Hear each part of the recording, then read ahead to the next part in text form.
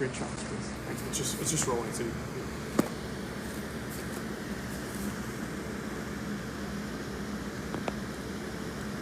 what is your experience to be able to do Japanese? I'm not sure what you're asking. Okay. You read inside his body while you're pushing. You're also give some feedback. Yeah, because the push that you're doing is the big push. So you're actually, while you're doing this push, you're dropping your hips lower, and then you're going up, dropping the hips lower, and so you're aiming the shoulders over the hips to flip the shoulders. But you're doing incrementally, and while you're doing that, you're also getting a read, and you're reading into the body, and you're like, okay, well, I can feel.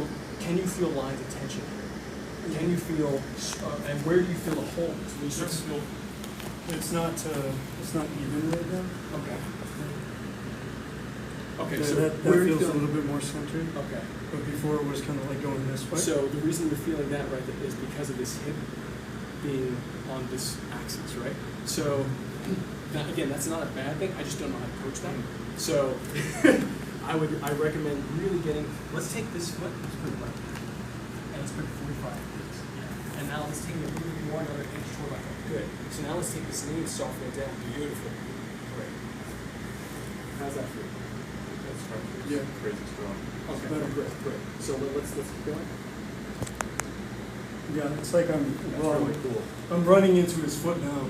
So like maybe because that was not wide enough for this situation. So it's the width rather than the length. Because sometimes you get a lot of guys, again, I don't know how to coach this, but Tuishou Chen is like, in my opinion, the best push-hands player to live. He'll play like this, almost like heels on a line. So the U.S. team's counterbalance to the best team in the world is the Taiwanese, the Shizhong Taiji College, the best team in the world. And so we're friends with them, but Josh was rivals with Tuishou Chen.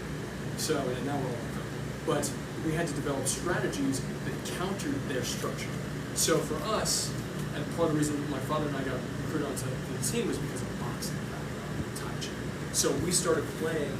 Josh and Dan Grandmaster Chen already had this structure, which is more like boxing, where you pull your feet to the corners of a box and you step out to the other corner of the box, right? So, box on one edge, on one side, now we're on the other corner. Boom, and now we're playing from here. So, anytime I start to see people with this alignment, I know structurally that I can play with them on this axis because they're going to be weaker here more than likely, unless they are like Tuishou Chen and his family pushing 250-pound bags of like leather bags of rocks because they have leather like bags full of rocks when they're like homeschool. So they develop really deep-rooted strength. For those who don't have that, we found that the boxing mechanics work really well in Tai Chi for hooking arms, fighting against the arm drag, which is their jab, and we'll do an arm drag drill. That is the basic arm drag drill for the Taiwanese. So anytime you find yourself having challenges in this structure, just look down and make sure that you can pull your foot back to shoulder width and then open it up 45 degrees and step just enough to get you right back into that box. That's my test, boom. And if I'm like just doing regular sparring, that's how I start to hold my sparring sets. And I'll twist from here, but because I don't want to be square, but I'll twist from here. So I do my best to keep the push hands foundation in all of it.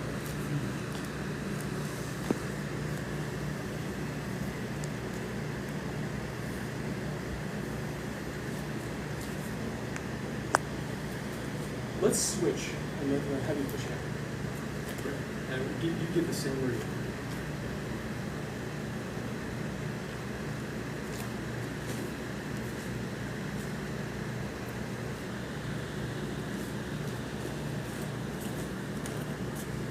Any notes?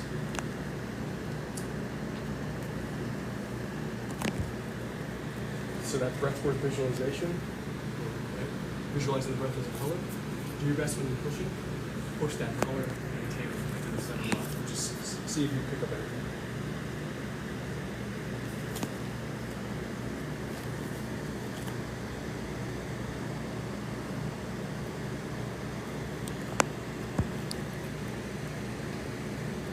I can definitely feel his back foot. You feel this? the spine? This axis. Oh, Just change the. Yes.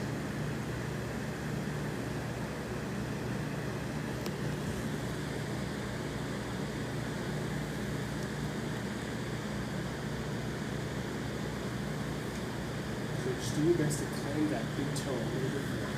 The reason is, from here, see how it breaks? Yeah. See how it starts to lift up? Yeah. So just that added, and you really have to, in my experience, you have to fight for that big toe. The second you lose the big toe, you're close to losing the heel. The second the ball of the foot. So are you saying put more weight into it, or like? Spiral into it more, because there's a difference between the specificity of spiraling into it versus putting it, right? So it's just like if you spiral in, which means that you're bouncing the weight in and up. So you're gonna bounce it not just back and forth, but up. Yeah.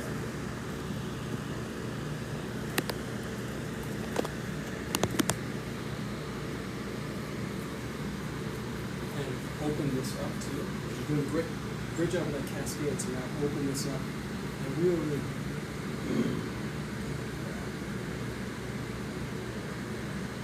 Good toe, good toe, good toe, good toe. The second you lose this space, Yeah, it's getting trapped here. It's okay. Look, this is something that you work on over and over again. So like I really, it's amazing that both of you guys have had the opportunity to do this together. That we've had the opportunity to do this together. So let's start going into caging, because I really want to make sure that you have that concept. So let's play push hands with no hands. So here, push hands with no hands. So this is the caging exercise. So you can use shoulder and things like that. But you know what? Right now, let's just do the legs. Okay, ready and go. Okay. So let's we're doing a fixed step. Oh, okay. Yeah. So we'll do moving step for sure. But the whole thing is you want to be so cautious with this because obviously it's moving hands, right? So we want to be super cautious, loving, and respectful, and also really feeling out what this means.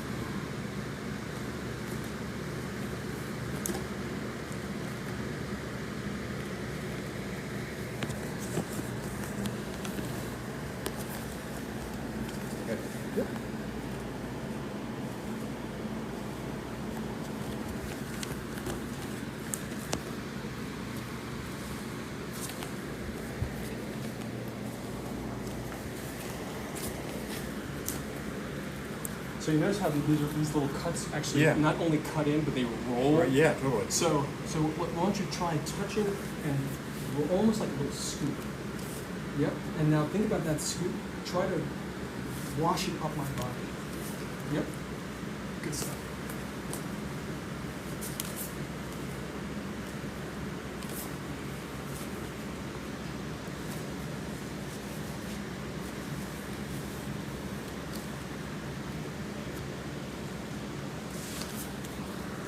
So now let's hand on back at shoulder. Let's go.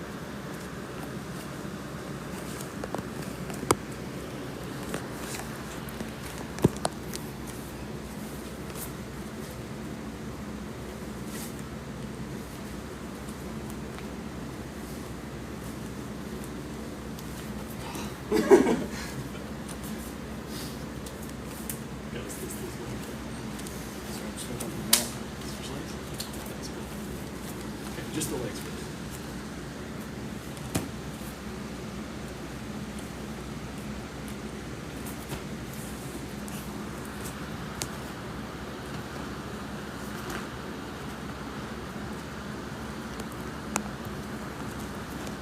So it's very, very rare just to say this, and this is one of the first things I noticed with you guys.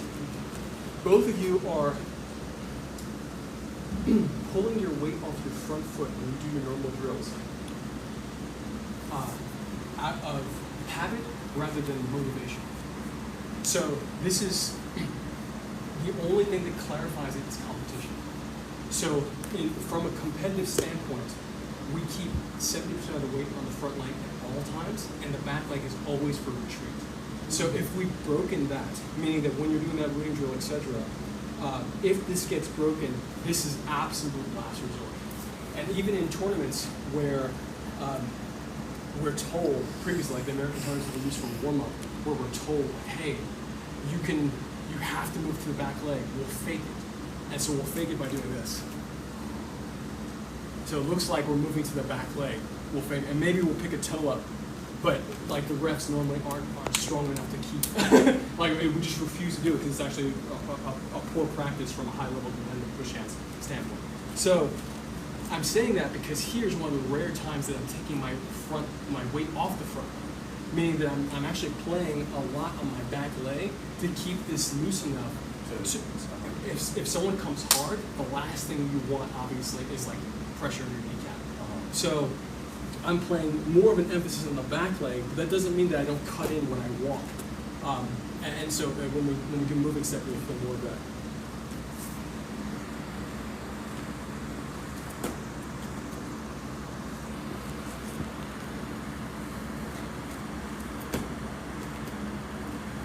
And if you're into kung fu movies, this is just such a kung fu thing.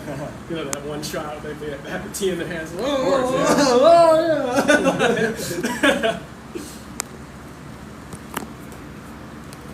So think about connecting, and now that same undulation that you do up here, that cascading spine, think about the whip going into my muscle, and you're whipping from my muscle to my shoulders, or to my head. Yes, exactly. Good stuff.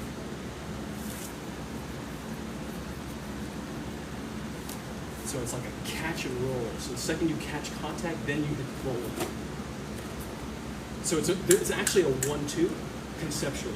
It's a connection, and then the blast goes through the connection. Can the circle go either way? Yeah, absolutely. Yeah. Sometimes I'll step back, come here to put some pressure on.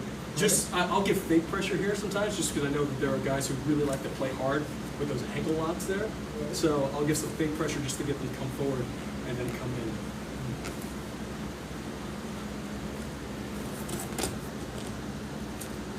So let's get you guys together. And again, this is something that I would only do with people who I love and respect. Like, I mean, as a drill. Like, if I don't know them, then I'll come hard into their legs, and if they're being disrespectful. But in general, this is something that you only drill with people you know, because this is very easy to get hurt.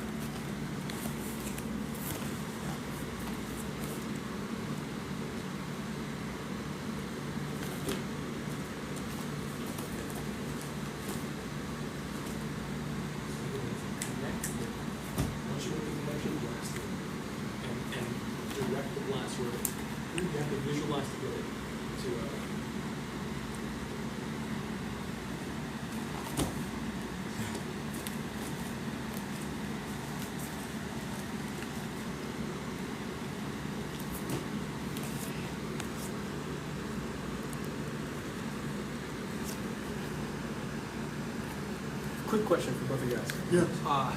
Do you meditate, either of you guys? Awesome. Very great. I knew I didn't have to ask. So, how much of your meditation is visualization exercise? Gosh, man, good amount of it. Okay, great. Okay. So one drill that we've done, and the reason I asked you this is because sometimes this stuff is a bridge to other modalities.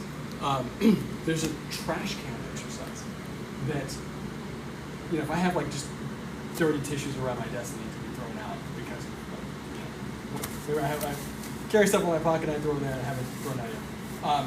Taking the tissue, visualize the trajectory you want, and then throw it until it matches the trajectory you want.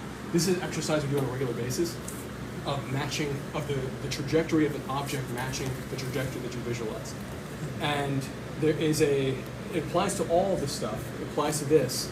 And probably the drill that, it applies to all of this stuff. It applies to this. And probably the drill that, what time is it? It's 12:06. Okay, well, we're fine. So on comes in. I'm sure it'll be another half hour probably, if you guys are good. So the exercise that trains this the best, most clearly I should say, is the arm drag. So let's bridge the arm drag. We'll come back to caging. First of all, do you feel like you have some? Let's do moving step caging first. Okay, I really want you to have more of the caging work. So then we'll do the arm drag. So the arm drag has the visualization. Okay. So let's play moving step push hands. No hands at all. No hands at all. No hands. Let's go.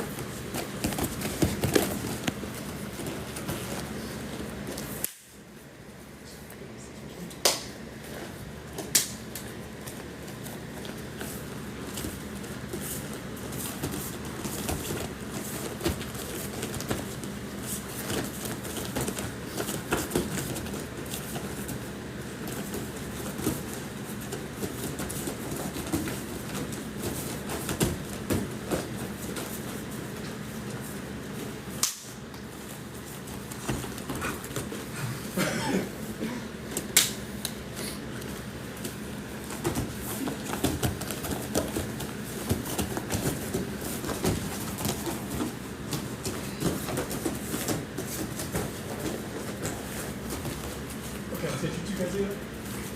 And I also recommend mouthpiece. I should have mine there the whole time, but go for it.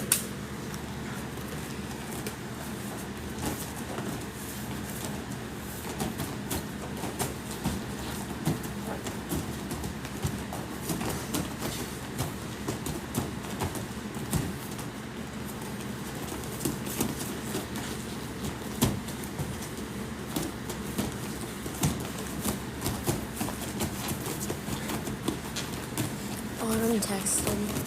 She said she's on her way. Okay.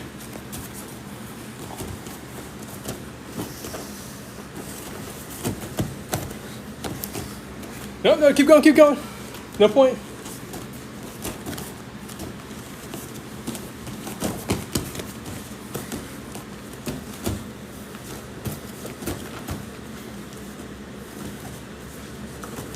Nice. Keep going. Oh, nice turnaround.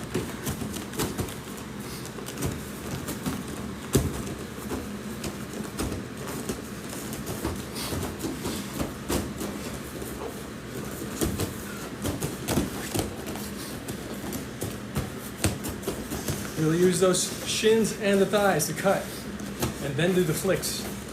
There's the cuts, and then there's the flicks that we're doing. Cut and flick. Yeah. There you go. Once you feel someone step back, run them through. Nice. Okay. So check this out. One thing That's a lot of work. So, for the majority of the play, your incremental footwork was commanding the field. You've been taking big steps, swinging and stepping the feet around, but not maintaining the space during the step, which means that this is also going back rather than and only when you really want to cut the angle will you open the shoulders. So all that sounds conceptual until you start to put it in the framework of when you step into the center, you own the center. You are like Pac-Man, meaning that the ring is a pie chart. Wherever you're facing is the open mouth of the Pac-Man pie. And then every time you step, you cut the ring off and make it smaller, having more space behind you and less space around the opponent. So playing from that perspective is and then you play more traditional grappling drills, or maybe like someone's got double, 2-on-1, etc. You start to play with these concepts, and also the Dantian breathwork and visualizing your center going through the partner while you're doing this cutting off the ring footwork. Let's play with hands for a second, just to feel that.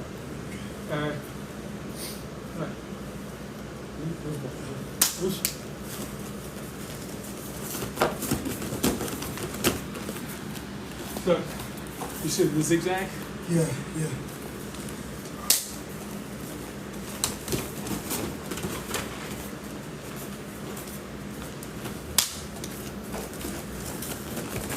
Sorry about that. Yeah, I'm okay. Push it up, take a little breath for a second. Okay.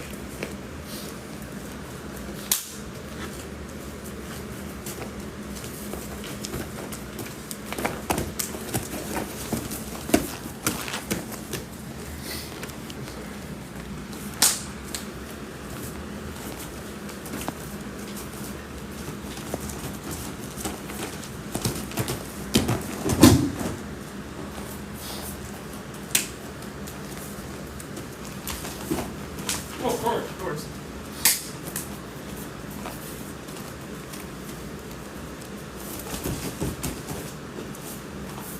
So, let's play 12-12.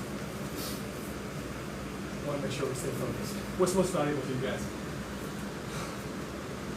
Incremental eating of space in the ring. The visualization applies to the arm drag. I mean, we can always build on this another time too, but I want to make sure that you guys feel very satisfied for techniques, concepts. We also haven't done really any combinations yet.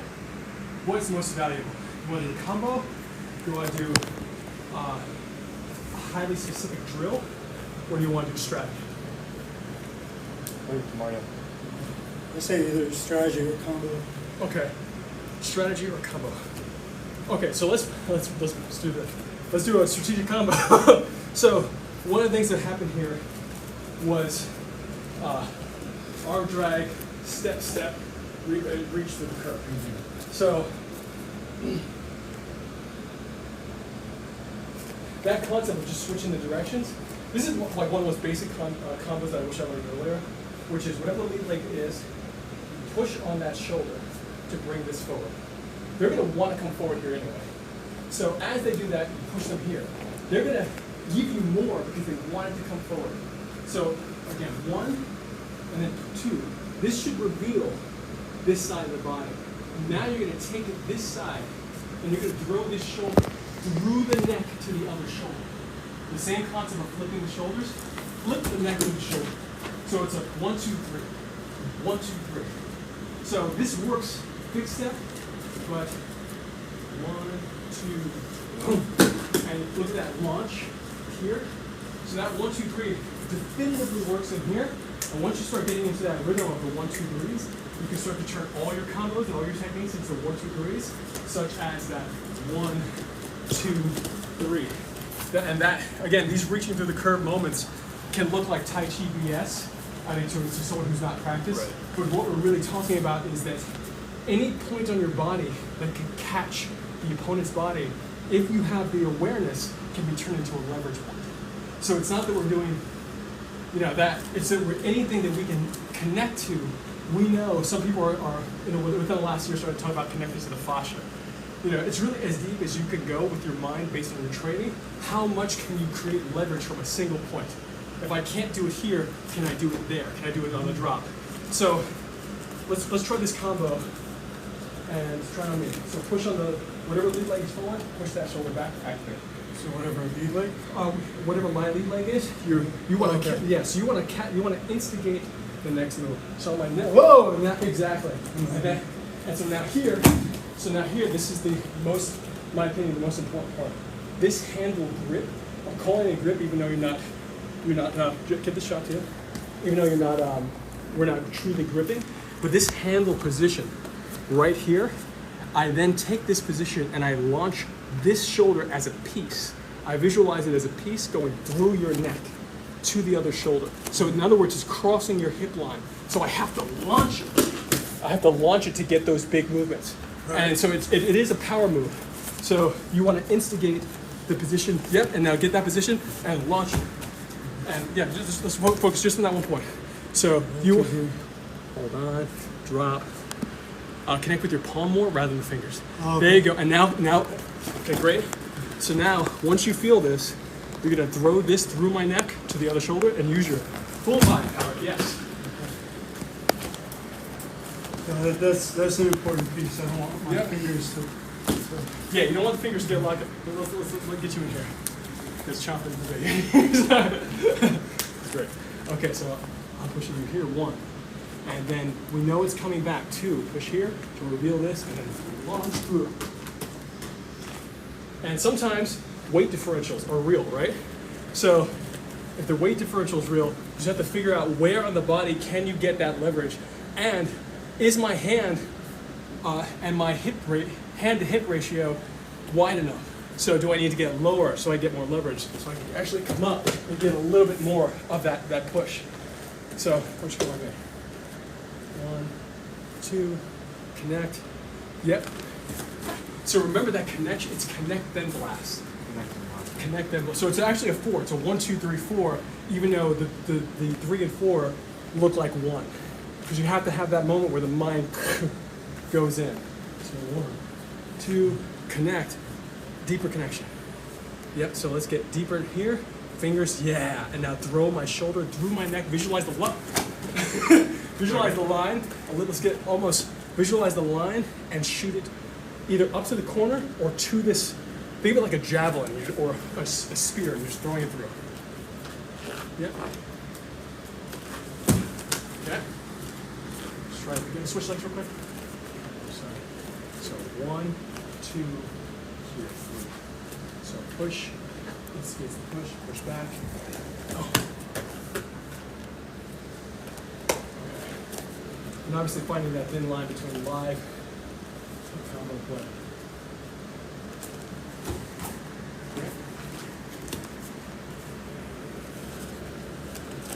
Good stuff. The second I can start to feel you, which was the last one you did, start to lift my hip through the shoulder, that's when I know that the power position is real. The one before that, you had the deeper connection here. Let's get you two guys together.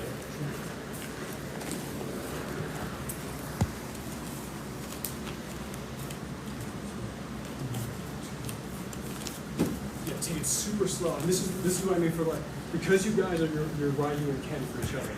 Like push each other to slow it down to deepen the experience. Because it's just like, and Josh is the one who gave me this beautiful note. I'm sure you've heard me say before, but it's like slow motion, meaning that like you're actually capturing more frames in a second than someone who's running at a normal speed at 24 frames a second.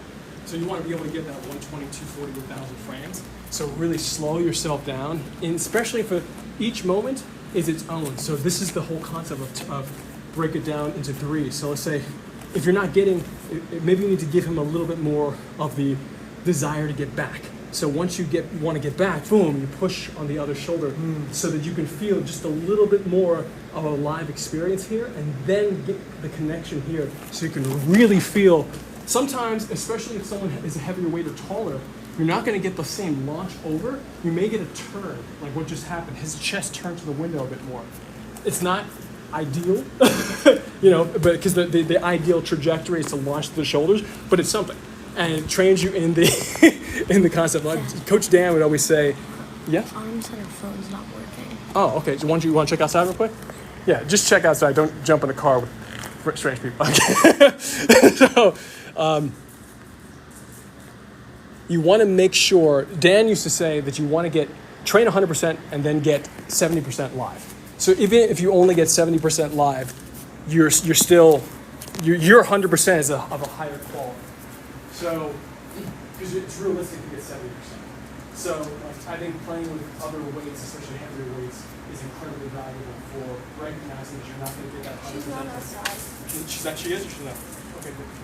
Keep cameraman. Thank you. So yeah, let's go for it. We're going to 5 times each on you guys.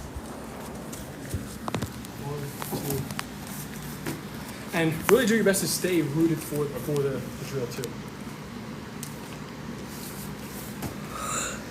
I'll send you guys a Tuishou Chen. He came to visit my dad and I and Josh in 2009, and he played with my father's top student as a Muay Thai Chen. And he's like my older brother in non-Tai Chi martial arts. And so Tuishou Chen does this move on him and launches him out of a ring. And they're doing a moving step. And like I said, like big knockout Muay Thai Chen. He's like, whew. So this is totally applicable quickly in moving. Is that the Wait, is guy that- with Marcelo? Yes, that's Tuishou Chen, yeah. Wait, is that what Nacho did to you? No, Where he threw you back 10 feet? no, Nacho. Totally feel disconnected over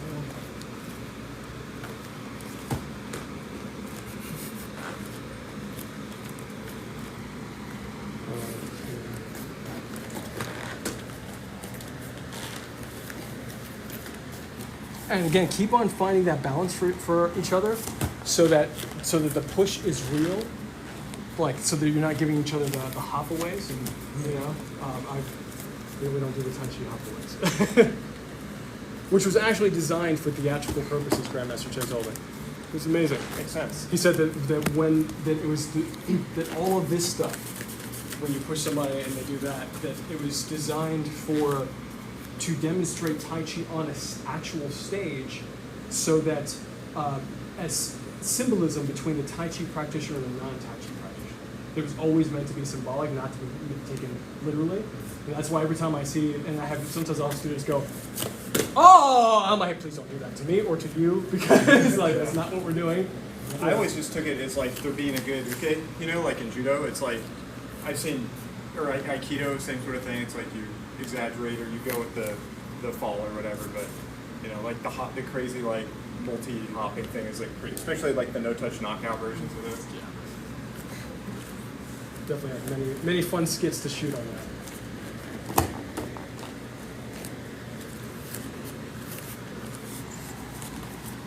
So just to give a small strategy on this thing.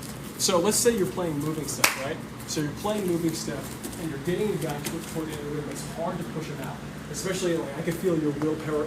Your willpower increases at the edge, which is awesome. Which is something that you want to take advantage of strategically. I always take note of what people are doing naturally, such as your incremental space that you're taking with your footwork. That's something that you want to build into your natural strategy. Your willpower increasing at the edge means that for your natural strategy, you can bring guys out to the edge, have them get overconfident. Increasing at the edge means that for your natural strategy, you can bring guys out to the edge, have them get overconfident.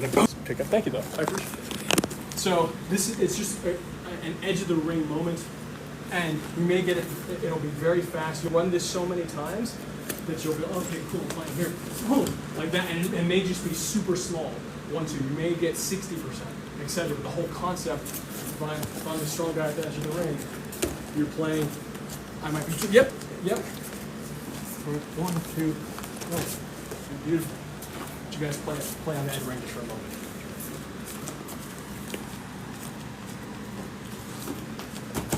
Can I throw the other hand in there too? Yeah, you can do whatever. So I always say, like, make sure if you're going to add something, just test it live, because like that, like the art is not evolved enough. So we need people coming up with new ideas. They're like, can I do this? Of course you can do it. You know, the idea is that does it work under pressure? And a lot of times I'll find even teammates say, hey Jan, check this out. I'm like, okay, cool, try it on. It's boom, like, you know, when you play with the competitive cutting, it's different. And when I say competitive cutting, we didn't do the pummeling, and I really want to do it with you guys. What would you guys like to do next? Like, let's do pummeling. I guess this is, let's do your 50-50 clinch. This will be helpful. Okay, can I see your pummel into the 50-50 clinch? Cool. Good stuff. Great. Okay, so let me show you guys. There's an awesome push hands drill. There's a push hand style that we do. So first we'll start like this, which is kind of like a traditional judo one, right? So we're here, and so we start here.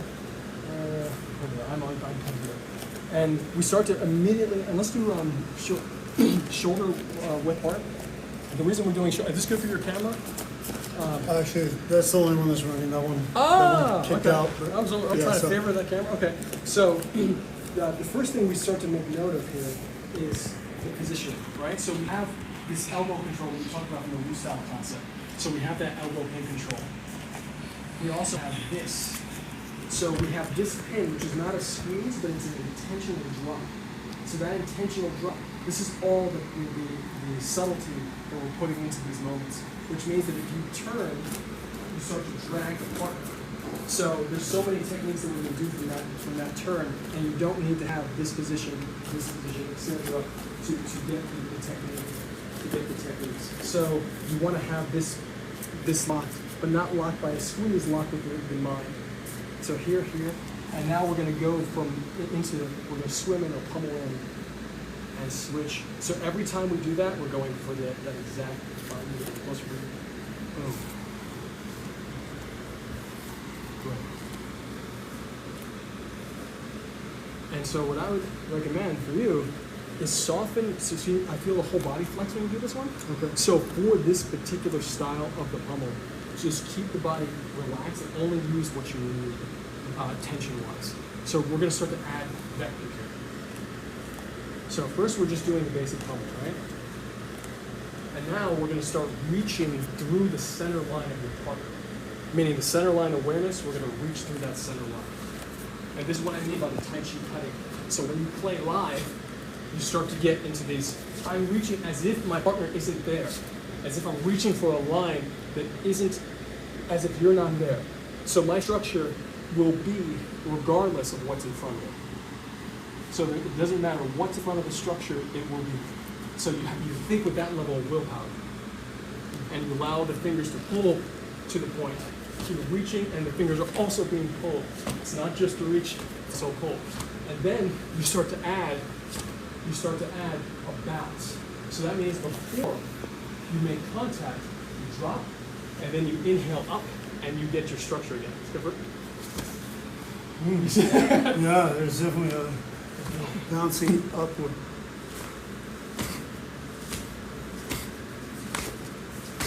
So every time you make the contact, almost every time, and this builds this a lot. Yeah. So every time you make the contact, you have that boom. Every time, even if it's subtle, the explosion for you happens in slow motion. So it doesn't require much because you've done it so many times. So even more, just play free for a second. So every touch becomes the big popping, lifting up, disrupting the center line for every pop. But you bring it from this, and then we start to bridge into this version. So let's keep it. So just doing it regular first, making sure that we have the positions properly, and then we start to reach to the center line. Then we start to add the bounce. So it's these little things, and all we're doing is adding concepts. Which, let's get you into too. So all to me is that we're thinking more deeply about things than someone else who's thinking less deeply. You know, so let's get you in. And that the thoughts become action, as I think the most important here. So I have you here, your wrist is in. Remember that we're doing feet, shoulder width apart, and here. Okay, so just let's release all that, release this, and just turn your heart to the wall. Yep, you can turn your feet. Yep, and keep going, just stay. Yep, keep going, stay. Taking good stuff. Keep going. Yeah, awesome. So what we want to really get is that feeling of anything can become your leverage point. So once we program that in Wu style, I was taught the concept of the infinitely expanding inventory, the checklist, meaning that, measuring stringless from the top of the head, tailbone floating down, like all these little things, tongue and ceiling, mouth stitching things. But over time, your ability to maintain a larger list expands, right? So for concepts, for each one of these drills, all of them, the same thing applies, and that's what we're adding here. We're adding that this is not a lock, it's not a muscular flex. It's an intentional drop as if there's a weight on this. And that weight is so subtle that it doesn't disrupt at all, but it pins me by nature of it. And then, essentially adding the elbow, I got you, and now it's a couple.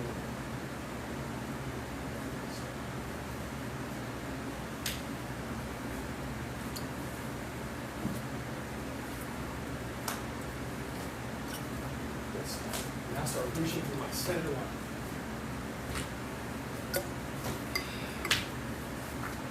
So as if I'm not even there. So yeah, your structure, beautiful. So those 3 nails on the feet are going to be super important to maintain the structure. Whatever foot your hand you're reaching on, that's the foot you're shifting the weight to. And now you're going to add that bounce. So the bounce is going to, remember that what we're talking about here? Connect and then launch. That's what the bounce is. Connect and then boom, launch. Connect with the drop and then lift. Exactly. Reach all the way through. Exactly.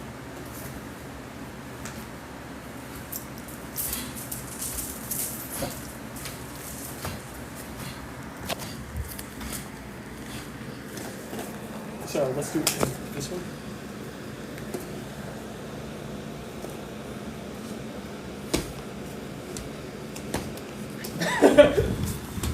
So what I was about to say, just before that rude blast to my chest, just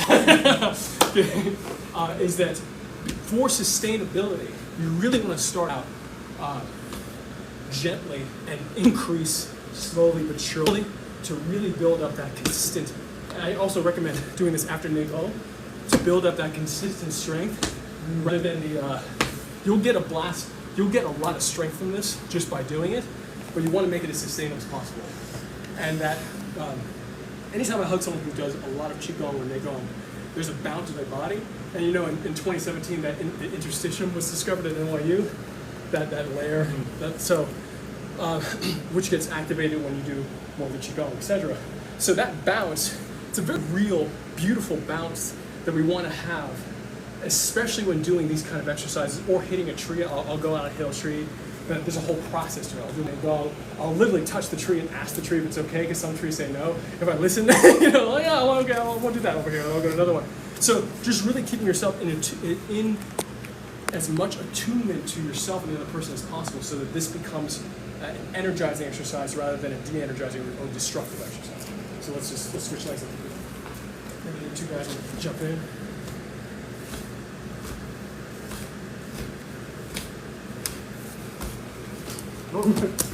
So remember, so just play moving step for a second. I want you to enter. Every time you enter into any position, enter with touch. Okay. Whoa. Very still.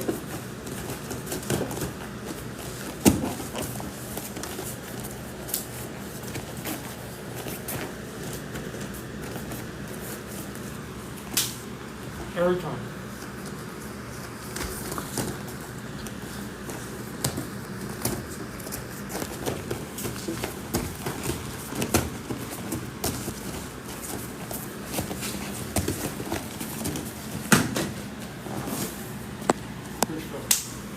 Let's get you two guys on the pummel, and then we'll do the entering with the cuts.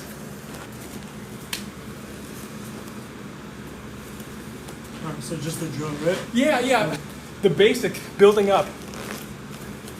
So remember, it's not a hard flex. First, you're just getting the flow, and you're working on the inventory, making sure you feel that gentle reach. Of course, the gentle reach, and more. The pinning of the elbow.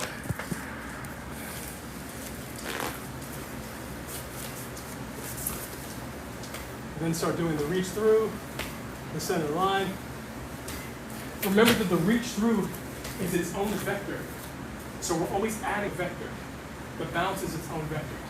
So when you go from flow to reach, that reach is the vector. And then when you add the bounce, boom, then you have an additional body mechanic. Every time we add an axis of power, you get that much more centrifugal force.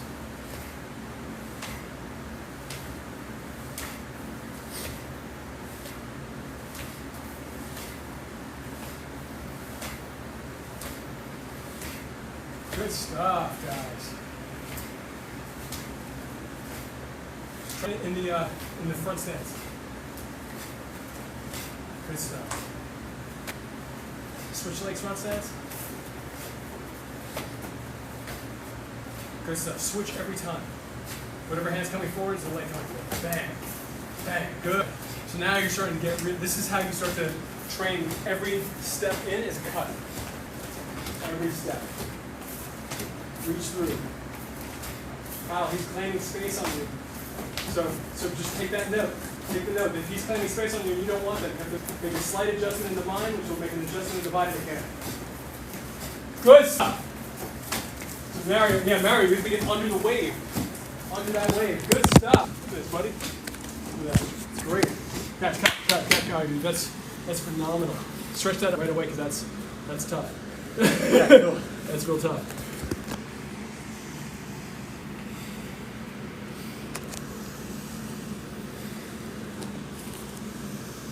So the only thing we didn't really cover today, that actually we didn't do any proper fix step.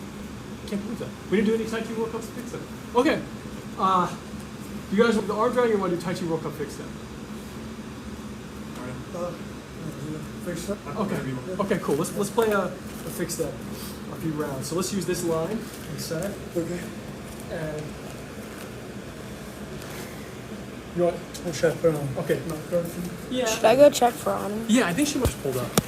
Do I? Maybe she can jump in for a moment.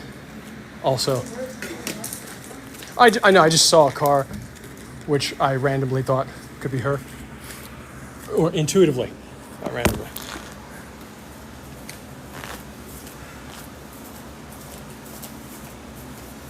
You all right? I got one, yeah. Okay, cool. Yeah, so because Here, you're right. cool. Please tell her to come in. And I have her now, which is great. So, this is a gun game. Collarbone to hip playing area. which is actually the same as the moving step. Autumn, I got your mouthpiece. Can you play with them for a second? Fix that? With your shoes off? Yeah. There you go. Go. Yeah. Can you call go, please? So you're the ref. Or you can call go.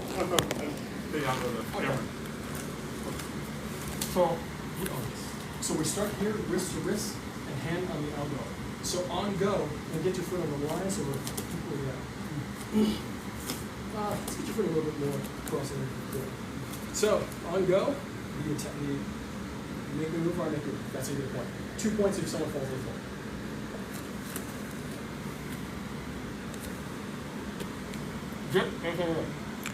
Go. Go. Go. Go. Pause. So that was a form strategy. So what it's a traditional strategy that we do to start off with an uncommon opponent. You hit him with one thing, you hit him with the opposite direction, you hit him with the same thing as the first thing, and you do something new. So there's one, two guys. So let's play for 5 points. Go. Go. Go. Go.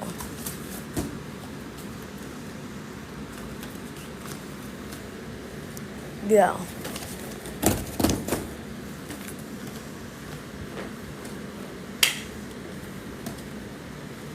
Go.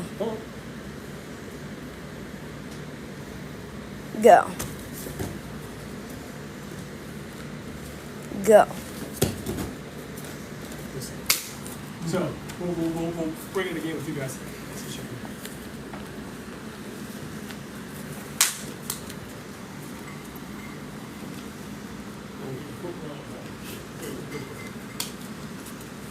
Go. Go. Go.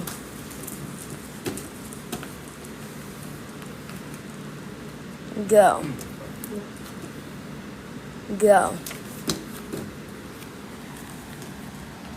Go. Go. Go.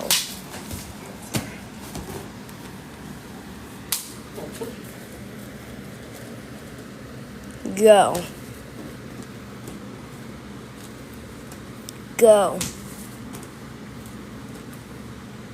Go. Go.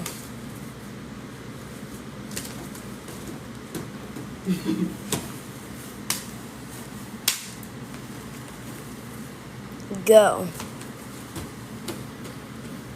So it's a gun game, right? So all the slow stuff we're doing, all the drilling that we're doing, then get applied in here, and all those angles, up, down, pull back, push forward, etc., side to side, all that stuff, where we're drilling 3 to 5 basic techniques for each game. There's 2 main games in the Taiji World Cup. There's fixed step and there's moving step. So you pick your 3 to 5, just like any fighter would, and then you drill those, and everything you do gets you to those 3 or 5. And if you're rusty on drilling, I am rusty on drilling right now, because a lot of my teammates are spread out. So while we drill, I know my own rust. So I would, in those moments, it's like, okay, what are some of the basic concepts you can fall back on and still allow you the speed and precision, which is essentially like blasting, turning shoulders, etc. Let's get on with you guys, and whoever would like to go first. Thank you. Thanks, buddy. Go. Go. Go.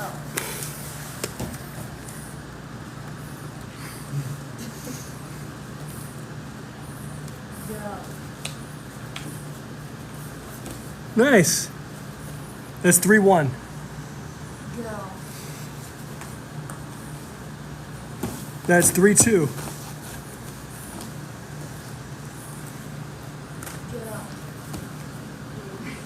That's 3 up. Autumn, get your head back in it. Drop your hip.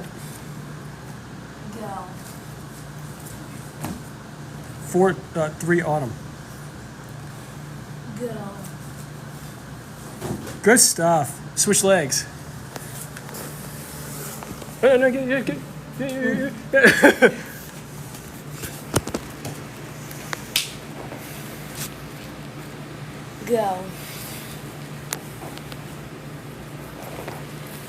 Good stuff. Go. Nice. 2 Autumn. Go. Nice, Mario. 3 Autumn. Drop your weight next time you get her to flip on an angle. Drop your weight right on her back. Go. Yes, drop the weight. Nice. 3-1. So if we were really doing competitive training, like practicing, I would say no points, but we're going to say 3-1. Good stuff. Go. 4-1. Putt. Go. Putt. Hold this for a second.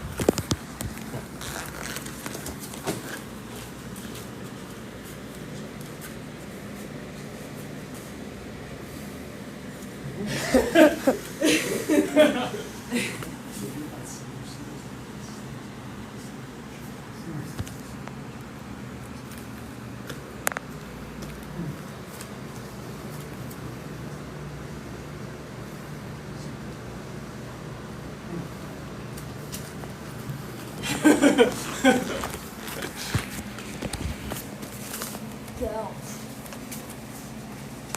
Ooh, yes! That's, yep, no, it's 4-2. Go. Oh, okay, nice. Good game, guys. Very good game. Very good game. All right, Kyle, you're up. And I cut the wound back up and I'm really good with it. Oh, well, we have Band-Aids. Like blood out. Would you like a Band-Aid? We should get you a Band-Aid. Can you call for them? You two guys just go real quick. Oh, look at your Band-Aid.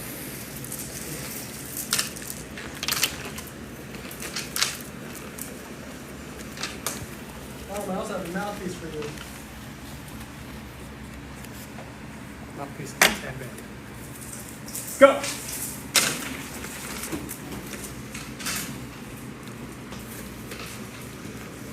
Go. Oh, thank you. Good stuff. Go.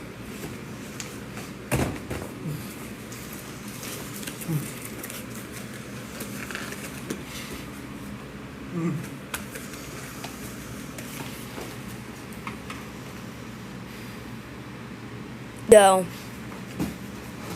I think he saw it. I think he saw the coaching. I'm tired, so I have an advantage. Go. Nice. Switch. I think it's fine. You have to be serious trainer. Oh yeah. You guys are ready? Go.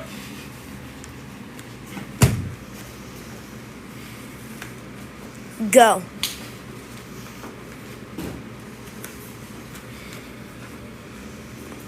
So with that push, the same way you drop the chest back, try to drop the feet back too, so you don't get the jump.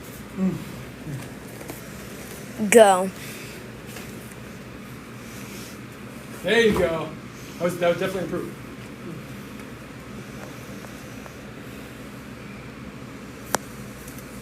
Go.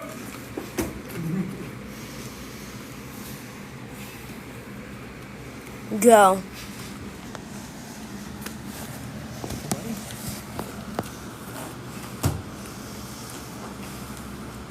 Okay. Good stuff. Good stuff. Auto jump on in. You got slot 5, brother.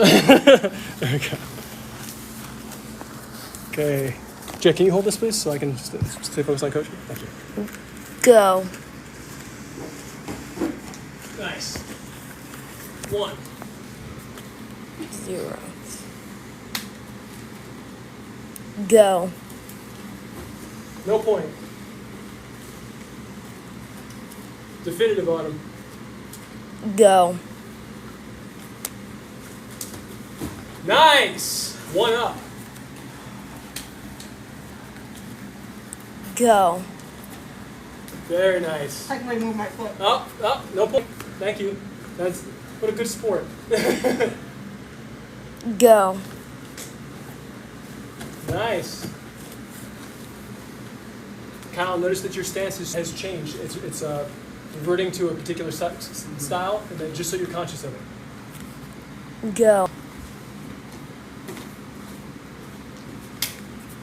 3, 2. Go. No point. So again, as we play harder, the less we get. If you move, we want to give it because the refs, especially if you're a foreigner in the country, they'll lean toward the Won't do you natives. any favors. Yeah, won't do you anything.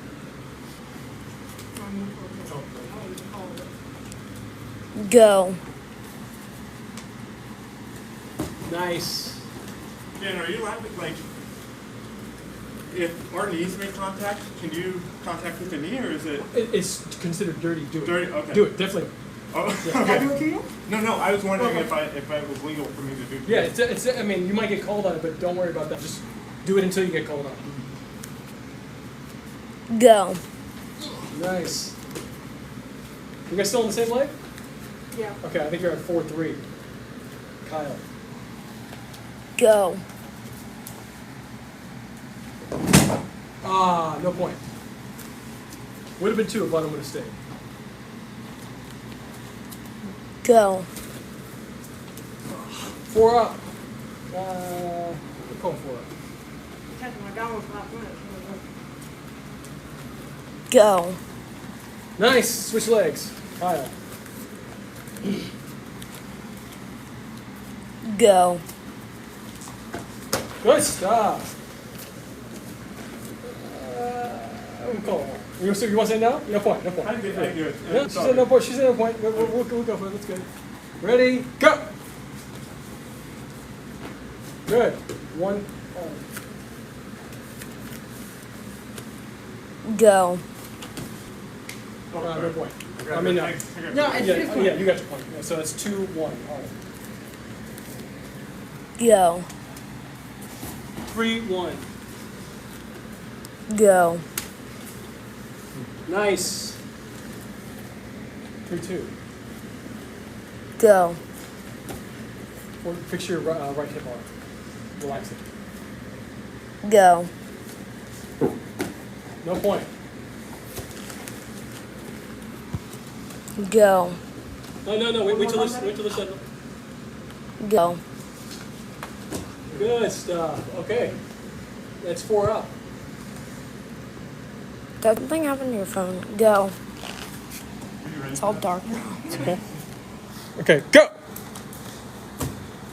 Go. Good stuff. Oh, got it. All right. Good stuff, guys. So, I'm just gonna end this stream right now. Actually, no, I'm just gonna. I just it's not it. We're still on. All right. So, let's start. Is there anything else that you guys like? There's a lot to cover, right? This is a whole system, and I would love to come down more regularly and do this with you guys, or you guys come up to our dojo in North Hollywood. You'd be totally welcome there. But how are you feeling so far with what we've covered? Are there any questions or anything that you'd like to review that we've done? Like drinking from a fire hose, man. So Okay. it's a lot of material. Yeah. I mean, what do you think, like, in terms of ROI, like return on investment, what do you think would be our best sort of strategy for practice? So, because you recorded everything, I would. I got a camera Oh, over there too. jeez. No, because you recorded everything, and like just to review, right? Like we went over a single hand push hands drill that is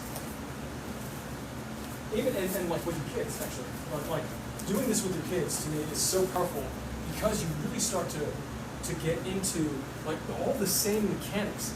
I can feel when I'm about to break his balance, so I soften up, but I'm not watering down my technique at all. So everything's incremental.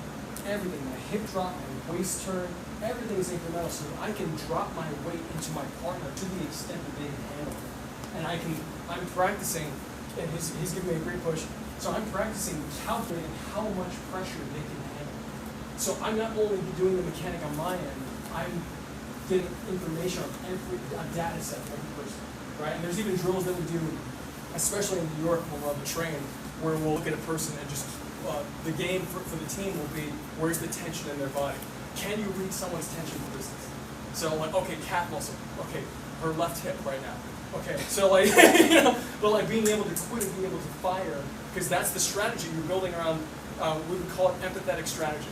So if you can feel what's going on inside somebody else, you can strategize around what needs to happen for any particular goal. And whether that goal is like working together as a team, or the goal is to knock them off balance. So playing with Jet or with your kids, I just highly recommend just giving them at least this exercise for you to be able to have someone at home to do this with all the time. I'm not sure if you guys train already at home, but specifically with this particular drop of the elbow is has like a weight on it. The intention from the jiu-jitsu side is like, okay, if I'm dropping weights, can you lay down for a second? We do this all the time, so it's like, so if I'm doing that arrow, I'm not sure if you guys call it the arrow, but if I'm in this position and I'm dropping my weight like an arrow through his ribs, and I'm visualizing the weight drop through his ribs inside.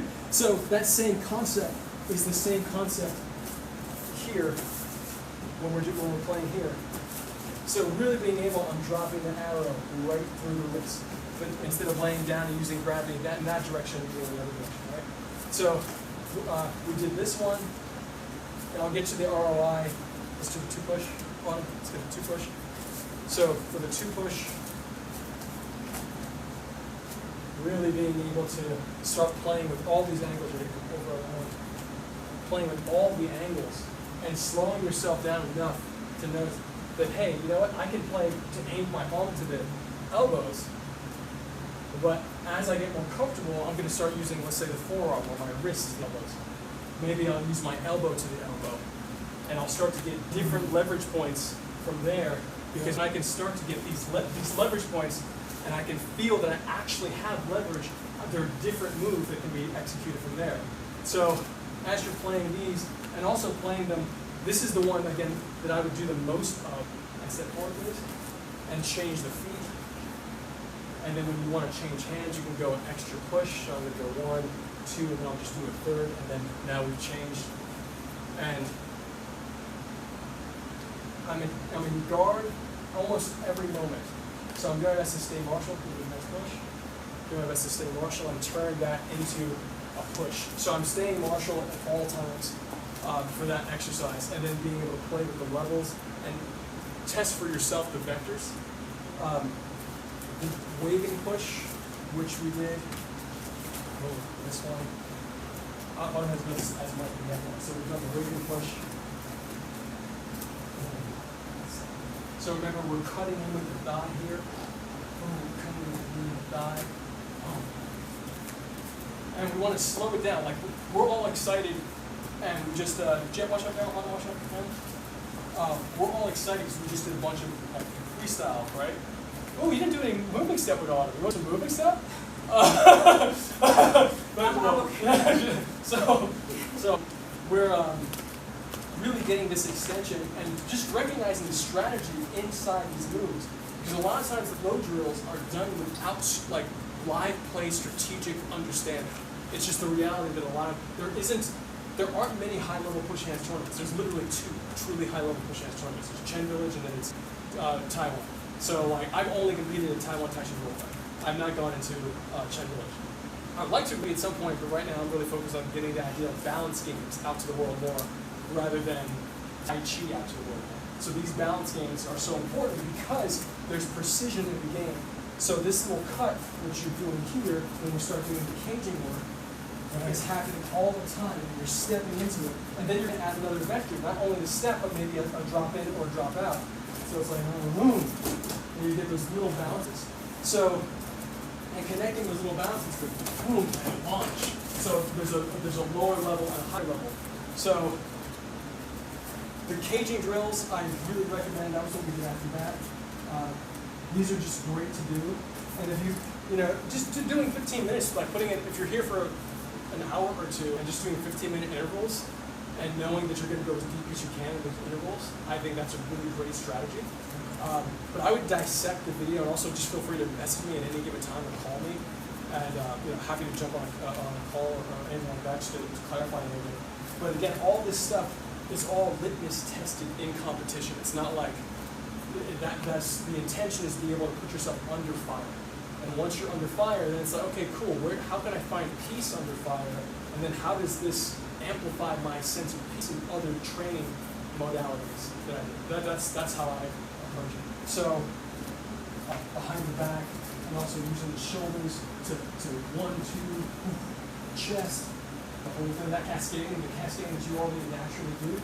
Really feeling how that cascade goes, drops into a part. Exactly. Yeah, exactly. So, that was good. So, what else? What else did we do? We did the pummeling, so that the 50-50 clinch. You guys already know. Leveling up, starting from the reason we do this here first is because we want to have the clarified body mechanic. So you want to clarify the body mechanic first, so that we don't just jump into freestyle play. Because the freestyle play, I always tell Jet, if you're sparring 3 days a week, you're probably sparring too much. And I love sparring, but if the majority of your training is partner training, then in my opinion, you're doing yourself a disservice. Because this stuff is supposed to be internal first, and I don't just mean like Tai Chi, I mean all my training. If I don't train by myself, I don't know myself. How can I bring the best version of myself to my partners? Because I'm oversaturating myself with other people, external factors. So if you're doing your form, your qigong, and then you're working on this stuff with, let's say, a small group of people, and then you have your outside sparring day where you invite the tests of people who are non-compliant, meaning who don't care that you do Tai Chi. Those people are great, and to be able to feel that pressure. But both you guys are obviously very well trained, so it's just a matter of saying, asking oneself, in my opinion, how much of this stuff are you doing on your own, so that you can feel how this is already in any form you do, or even if it's freestyle, but it's in all the forms. These little catching moments where you can catch leverage. So, what's next? And please stop me because I'm motor mouth right now just to go through all the techniques that we did. We also did the big push, and the big push is the run, boom. Right, remember you're going to push me to the corner and up. Great, you want to run in with them real quick? Let's just review. So we did the big push. Do 3 times each. Stop, yeah, really get closer to your face. Closer to the face. Turn your face away so it doesn't smash your nose, because some people are going to be bulldozing at you. So either drop your chin or turn the head left or right. No. Yes. Good stuff. And then get him through. Check, give that to Autumn too.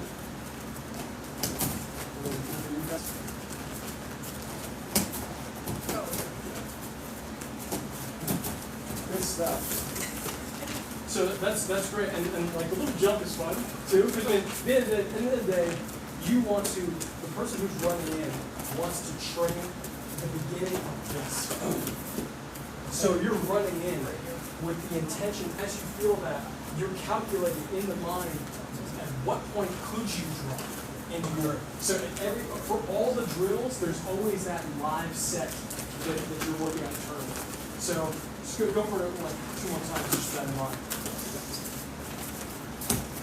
Nice. Good stuff. And you did it all? Good stuff, good stuff, good stuff. Okay, so we did the big push. We did the ring drills. So I'll just go on each one of you guys. Hands on my elbows. Hands on my elbows. So push on me. Oh, okay. Hands on my shoulders. And run me back. Right. So remember, the run me back is really just to get that. Those are awakening statements. Where it's like, oh, I want to shake me some way to get the lesson in. So really, what you guys are going to do is incrementally give some pressure. What you guys do is give some pressure and release pressure. And you're both reading each other. You're reading each other when you're doing this. Good stuff. So remember, drop this into score. So totally knows where so knows that your head is back, which is okay, totally okay. Relaxes it. There we go. Great. Oh, there you go. So that's even more. That's more aggressive. When it came out of the mouth, the first thing I thought was like a more aggressive stance. And this is a more aggressive push hand stance. So I can feel your presence, and it's harder. My emotional state changes when you. So like emotional state obviously changes when we shift our weight. When people have their weight on the heels, they're more passive. When they have their weight on the balls of their feet, they're more aggressive. You want your money back at a cashier, and shift the weight of the balls of their feet. So that sub shift is going to have a kinesthetic changes in the body. So it's just I felt it in my body immediately. So now you're more daunting. Yeah. So it's not to say that your structure before is great. I'm not saying that at all. I'm saying that it's just a completely different experience. Yeah, I can feel the difference. So let's just get you guys to move together.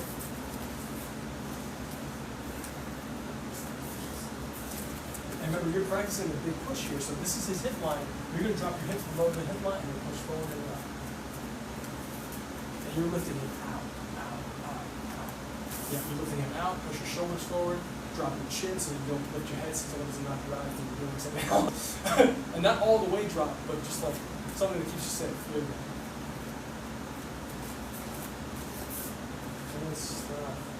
Okay, switch. So release this hip with this foot right. Great, turn this out. Great. Drop this hip down. Forward, spine lift that lower move and go forward. Yeah, there you go. Boom. What do you feel? I'm getting really light on my front foot. So now sink in more to the front and then launch your push. Before you start pushing, sink more to the front. And now push, push. Good, good, good, good, good. Good, good, good. Good stuff. Something I noticed is like, I don't think I have enough weight in the front.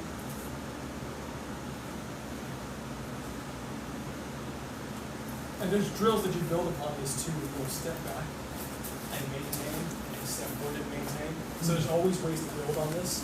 When there's a version where you do a tie kick to people's legs. Like, that's great. It's awesome. We did fixed step. So we did 3 push combo. So we did on the front leg, turn it, blast up, right? So we have that. Pulling. I think that's the extent of what we did. Unless I'm missing something. And so to get to your question of the return on investment, I think it really comes down to your goal, right? So like if you guys are focused on holistic push hands, then there's a holistic approach to this that I'm currently taking in my life because I don't have the same interest in competition. Like Nacho's trying to get me to come out to, it's like, come on man, let's go! And I love Nacho, he's infectious. He's an infectious guy, so his smile is so bright. I just, after years of trying to get people to, the masses to love Tai Chi, I'm more focused now on the core of what it is rather than the container of Tai Chi. So I'm like, okay, well, this core, well, there's all these things for balance and people with better balance in life. So how can I help to distribute that? So I focus more on the holistic side, the balance game side, and then playing with high-level athletes, players, mindset things. So if there's a desire for competition, there. If there's a desire for adapting this to the more martial side, that's, again, I mean, the reason that we got recruited onto the team was because of the experience that I had fighting Sancho. So like the fight mentality makes you not scared to get hit in the face, So therefore, if you play push hands with that mentality, we're just pushing each other. It's literally the safest thing you can possibly do if you know how to play it with a good heart. So this is the best workout I know to get.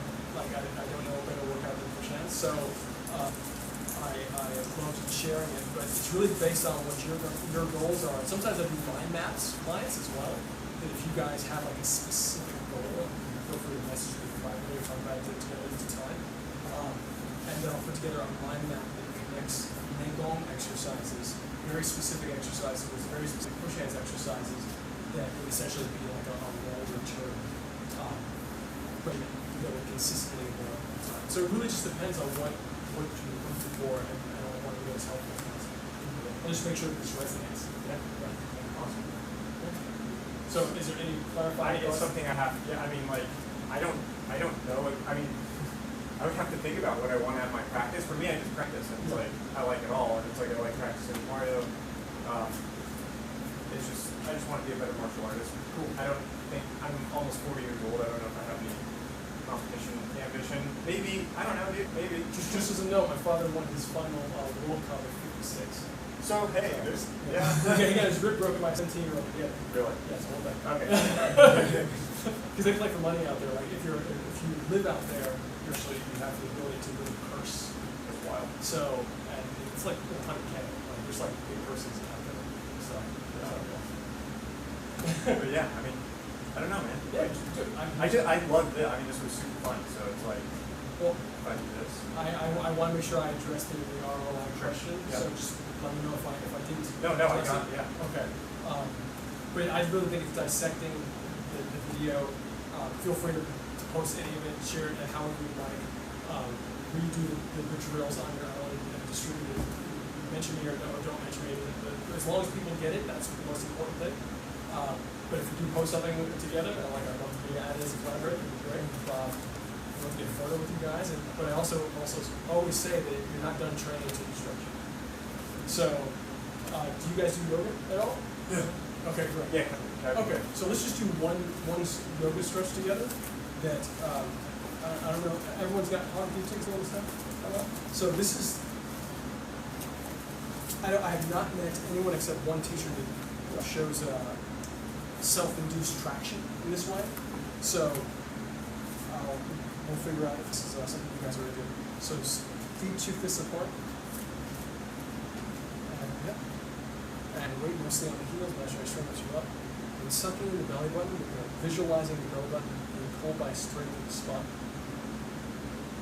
And hold that position. Part 2 is strings lifting only your collarbone, 2 strings. And part 3, interlace the thumbs and the fingers going out.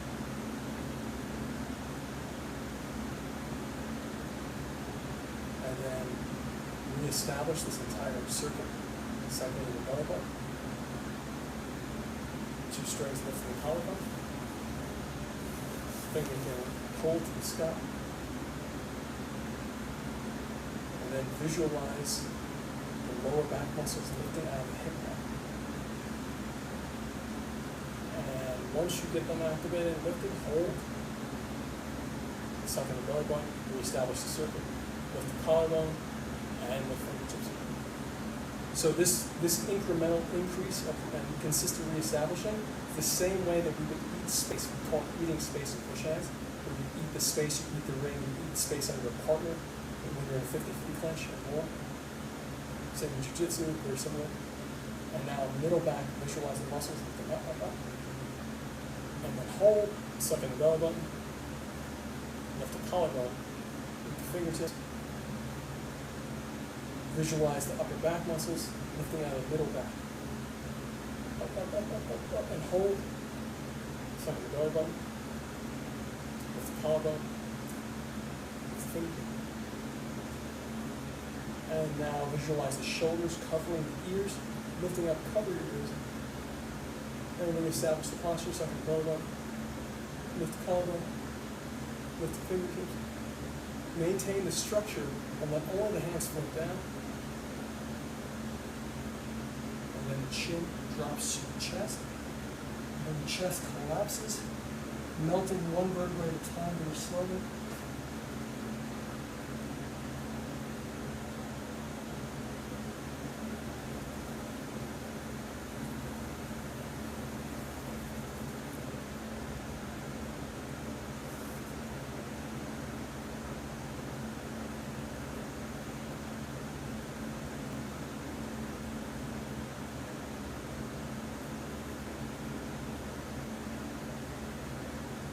You know, now keeping the legs locked, holding on the pad, dropping the chin, relaxing through the heels. As you inhale, strings should feel like you're lifting your hips to the sky.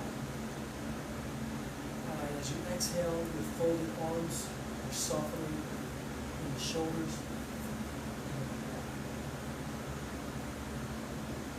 Inhale, strings are lifting the hips. Exhale, washing almost light down the body, relax the softening muscles. Release the arms. And then suck in the belly button. Keep the eyes on the belly. as you suck in and come up one vertebrae at a time, inhaling.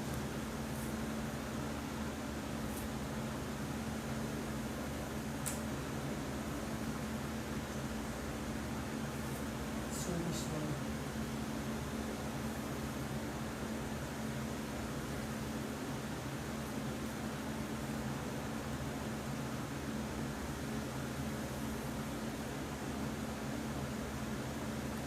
So that one more time. If you just come next to each other real quick, so when I'm doing some real food. Okay, let's keep the shoulder parallel. And something like that. So I'm just gonna always stuck in the belly button, pushing my fingers back.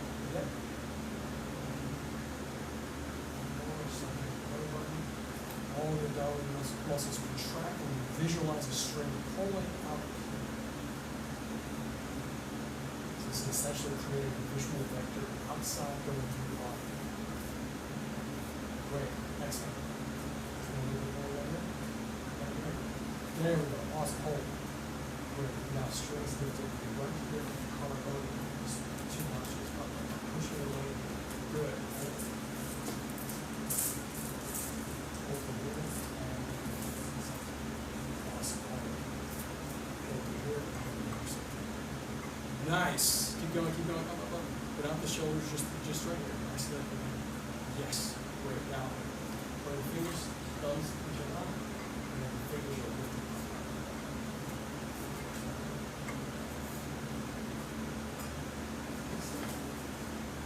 Great. Now we reestablish. Pull through. Once you pull, once you activate, hold, and now lift up here. Great hold.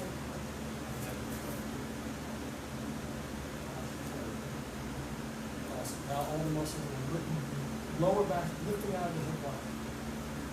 Visualize going up, specifically right around here. Up. Hold. Up. Hold. Excellent. Collarbone lifting up. Hold. Good stuff. Fingers up. Excellent. Middle back.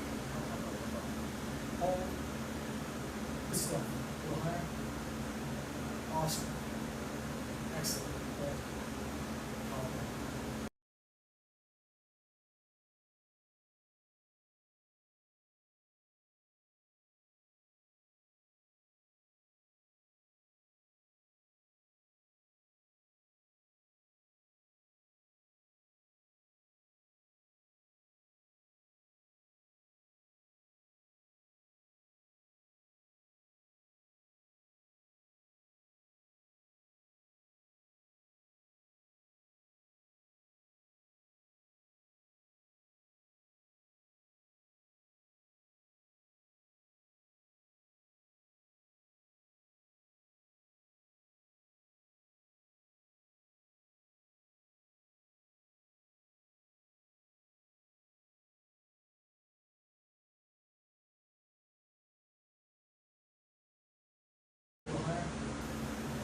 Awesome. Excellent.